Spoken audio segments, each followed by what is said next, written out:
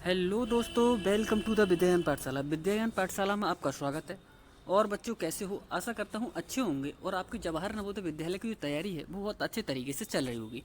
अब बच्चों, आपको ये आपके अपने विद्यायन चैनल पर, ठीक है ना, डेली आपको मैथ की क्लास मिलने वाली है। ठीक है ना, किससे संबंधित?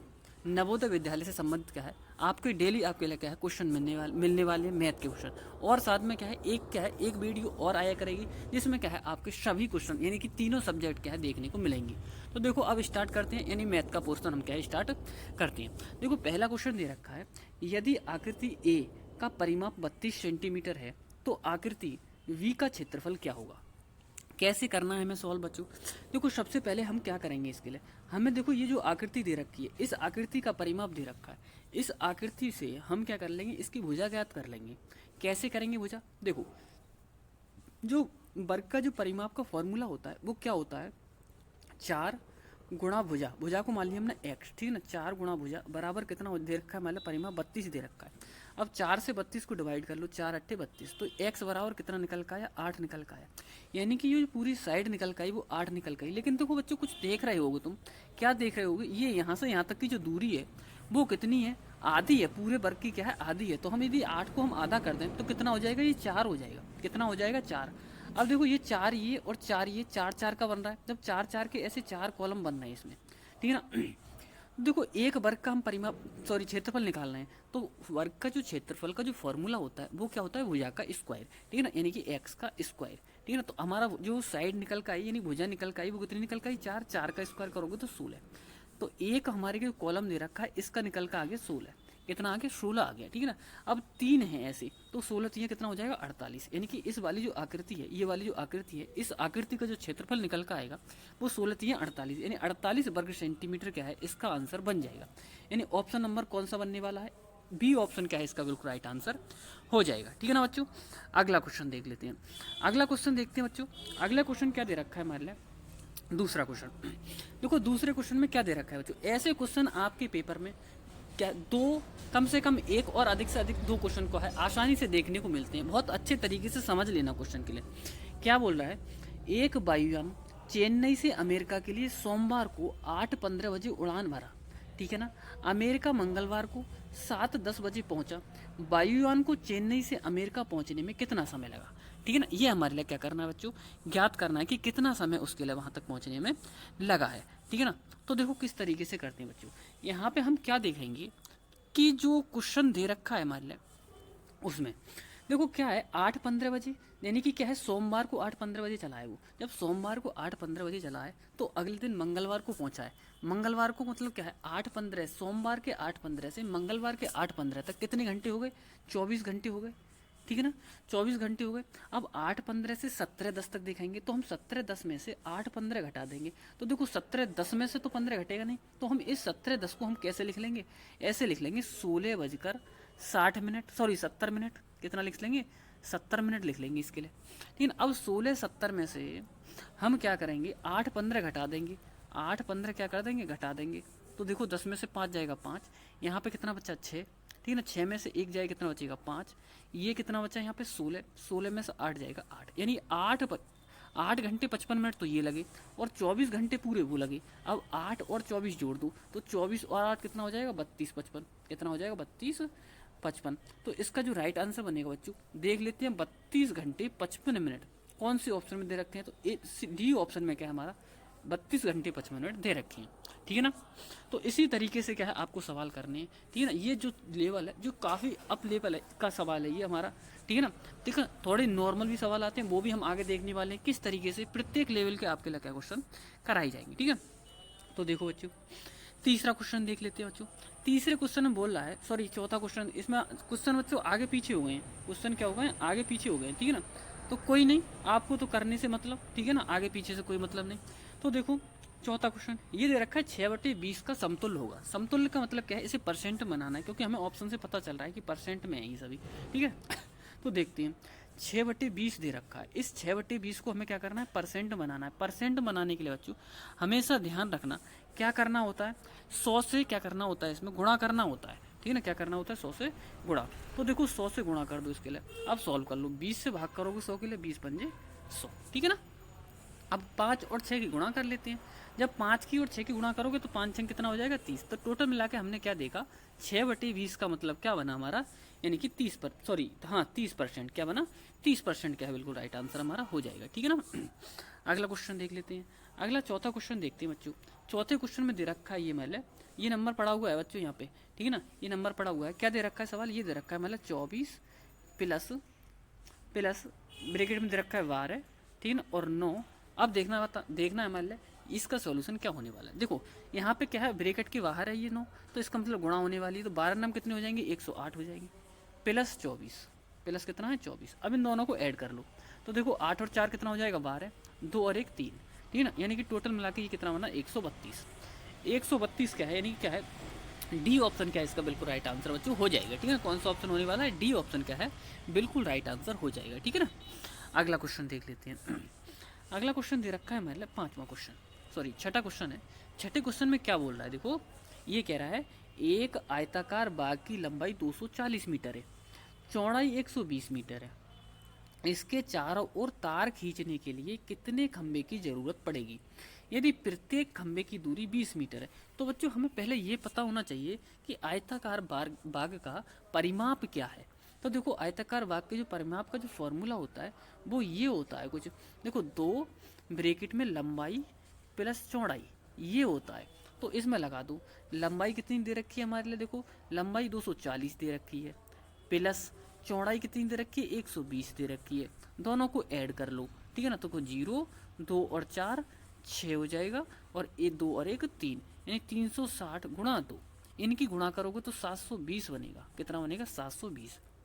तो बच्चों हमें क्या पता चला कि टोटल उस बाग की जो लंबाई है वो कितनी है 720 मीटर है। अब हमें क्या करना है, वो ये पूछ रहा है प्रत्येक 20 मीटर पर खंबे लगे हुए तो कितने खंबे लगेंगे। तो 20 से हम क्या कर देंगे, इसको भाग कर देंगे। करते हैं 720 को 20 से भाग कर दो, देखो 0 से 0 कट जाएगा, 2 से भाग करोगे 72 के लिए तो 36 बार चला जाएगा। कितना जाएगा 36। तो देख लेते हैं कौन सा ऑप्शन बन रहा है हमारा 36 ऐसा। देखो डी ऑप्शन क्या है बिल्कुल राइट आंसर इसका हो जाएगा बच्चों। ठीक है, अगला क्वेश्चन देख लेते हैं। बच्चों यदि आपको क्वेश्चन पसंद आ रहे हो, ठीक है ना, तरीका समझ में आ रहा हो तो वीडियो को लाइक कर दें, ठीक है ना, और यदि आप न्यू हैं तो चैनल को सब्सक्राइब कर लें। अब आपको डेली यहाँ पे क्या है, डेली बेसिस पर क्या है आपकी तैयारी कराई जाएगी, ठीक है ना, और आपको बहुत ही बेहतर तरीके से क्या है, बेहतर अच्छे कंटेंट के साथ क्या है कराइए। यदि आपने क्या है एक वीडियो और डाली है मैंने सुबह के दोपहर के टाइम, यदि वो ना देखी हो तो वो भी जाकर देख सकते हैं, ठीक है ना। तो देखो 7वां क्वेश्चन क्या कह रहा है, 7वां क्वेश्चन 33 को किस संख्या से भाग देने पर भागफल 55 होगा।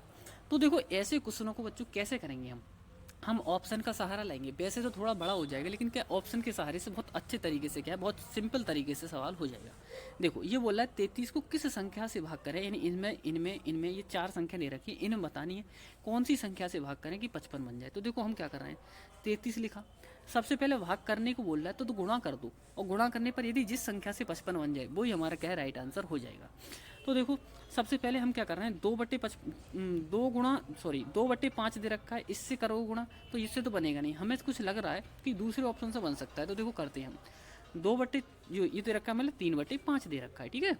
अब 3/5 को क्या कर देंगे हम 5/3 करके गुणा कर देंगे, ठीक है ना।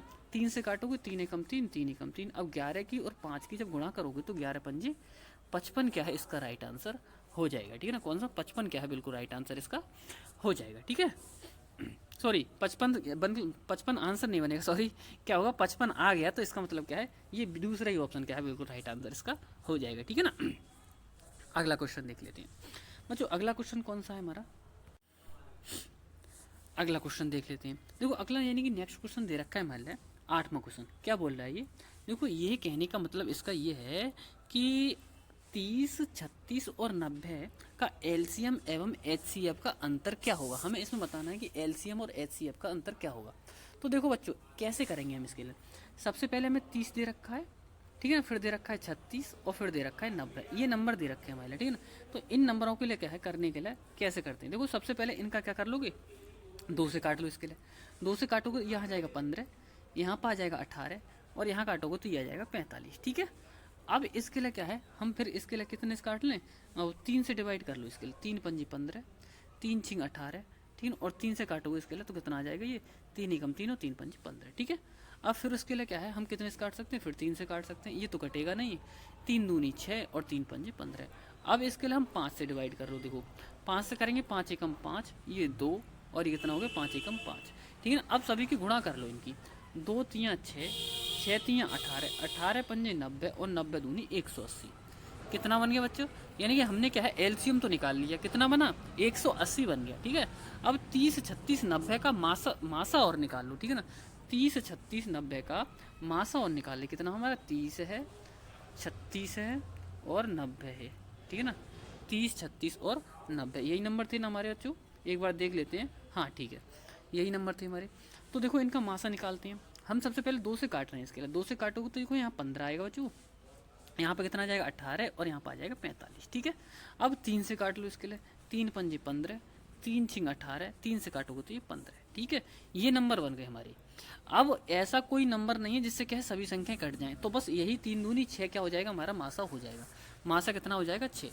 अब देखते हैं हम, यानी कि क्या है, एक सेकेंड, हमारा जो मासा आया वो कितना आया हमारा 6 आ गया, कितना आ गया मासा 6 आ गया।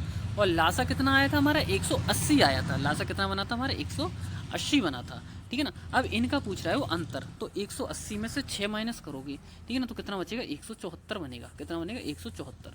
तो देख लेते हैं हमारा जो राइट आंसर बनेगा वो कौन सा बनने वाला है, ठीक है ना। हमारा जो ऑप्शन बनेगा वो कौन सा है 174, यानी क्या है ए ऑप्शन क्या है बिल्कुल राइट आंसर इसका होने वाला है, ठीक है ना। कौन सा ऑप्शन बनने वाला है हमारा, ए ऑप्शन क्या है बिल्कुल राइट आंसर होने वाला है, ठीक है। अगला क्वेश्चन देख लेते हैं बच्चों। अगला क्वेश्चन क्या दे रखा है हमारे लिए, अगला क्वेश्चन देखते हैं क्या दे रखा है हमारे लिए, कोई नंबर कुछ छूटा है क्या, ठीक है ना। तो ये हमारे क्या है आज के क्वेश्चन थे बच्चों, ठीक है ना। ये हमारे क्या है आज के क्वेश्चन थे। ये क्वेश्चन क्या है नमा क्वेश्चन, यानी ये लास्ट क्वेश्चन है आपका, ठीक है ना। ये जो क्वेश्चन है वो आपका है लास्ट क्वेश्चन है। क्या बोल रहा है ये देखो, ये बोल रहा है कि निम्नलिखित में से कौन सी संख्या 8 और 12 को का प्रथम 3 अवनिष्ठ गुणज हैं। हमें बताना है कि कौन सी संख्या 8 और 12 के प्रथम 3 गुणज हैं, ठीक है ना। तो देखो यानी ऐसे नंबर जो क्या है 8 से भी कट जाए और 12 से भी कट जाए, ठीक है ना, लेकिन क्या है छोटे से छोटा होना चाहिए, ठीक है ना। क्वेश्चन समझ सकते हो, प्रथम 3 उभयनिष्ठ, प्रथम भी हूँ और उभयनिष्ठ भी हूँ, यानी वो नंबर 8 से भी कट जाए और 12 से भी। देखो पहला ऑप्शन देख रहे हैं हम, पहले ऑप्शन क्या है 8 से 24 कट रहा है, 12 से भी 24 कट रहा है। देखो दूसरा यदि हम ऑप्शन देख रहे हैं तो 8 से तो कट रहा है लेकिन 12 से नहीं कटेगा, ये तो हट जाएगा, ठीक है ना। देखो दूसरा ये तीसरा ऑप्शन देख रहे हैं, तीसरे में 12, तो 12 क्या है 12 से तो कट जाएगी लेकिन 8 से नहीं कटेगा। चौथा ऑप्शन बहुत बड़ा है, जबकि क्या है पहले ऑप्शन में क्या देख रहे हैं हम 8 से 24 को भाग करोगे तो 8 3 24, देखो 8 से 24 भी कट जाएगा, 12 से भी 24 कट जाएगा, 8 से 48 कट जाएगा, 12 से भी 48 कट जाएगा, 8 से 72 कट जाएगा, 12 से भी 72 कट जाएगा बच्चों, ठीक है ना। तो इसका जो राइट आंसर बनेगा वो क्या हो जाए ए ऑप्शन ही क्या बिल्कुल राइट आंसर हो जाएगा, ठीक है ना। अब बच्चों हम क्या है डेली आपके लिए एक होमवर्क का क्वेश्चन देते हैं, ठीक है ना। होमवर्क में क्या है मैं इसी पर क्वेश्चन लिख के बता रहा हूँ, आपको बताना है कि हमारा क्या है एक क्वेश्चन है, क्वेश्चन दे रखा है 9/10, क्वेश्चन दे रखा है 9/10, इसे परसेंट में यानी कि क्या है इसके समतुल्य कौन सी भिन्न बनने वाली है, यानी कि इसे परसेंट बना के आपको बताना है कि इसका जो राइट आंसर बनेगा वो कितना बनने वाला है। मैं ऑप्शन बता देता हूँ, देखो इसका जो पहला ए ऑप्शन है वो आपको दे रखा है 80%, ठीक है ना। बी ऑप्शन है वो दे रखा है हमारे 90%, ठीक है ना। और सी ऑप्शन है वो दे रखा है हमारे 70%, और जो डी ऑप्शन है वो कितना दे रखा है 60%। इन ऑप्शनों में से आपको बताना है कमेंट बॉक्स में कमेंट करके कि कौन सा आंसर क्या है राइट होने वाला है, और बताना है कि आपको वीडियो कैसी लगी, क्वेश्चन समझ में आए या नहीं आए, ठीक है ना। और साथ में यदि क्या है क्वेश्चन आपको अच्छे लगे हों तो लाइक जरूर कर दें, ठीक है ना। और आपको क्या है डेली अब क्या है क्वेश्चन देखने को मिलेंगे, ठीक है ना, जिससे क्या है आपकी बेहतर तैयारी हो सके, ठीक है ना। तो वीडियो को क्या है लाइक जरूर कर दें, और यदि आप क्या है चैनल पर न्यू है तो सब्सक्राइब कर लें, ठीक है ना। तो इसी तरीके से वीडियो को देखने के लिए बहुत बहुत धन्यवाद। थैंक यू दोस्तों, टाटा बाय बाय।